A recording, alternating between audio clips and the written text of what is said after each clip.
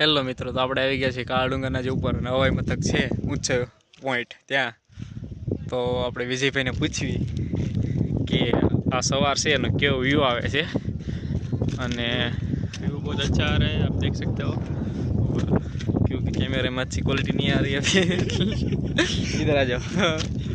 इधर से ना ये पत्थर वत्थर सब ऐसा है, इधर से अगर बंदा फिसले ना तो सीधा पाकिस्तान में नजर आ जाएगा, क्योंकि पाकिस्तान ज़्यादा दूर नहीं है। इधर से सीधा ही सड़क के सीधा वहाँ पहुँच जाओगे।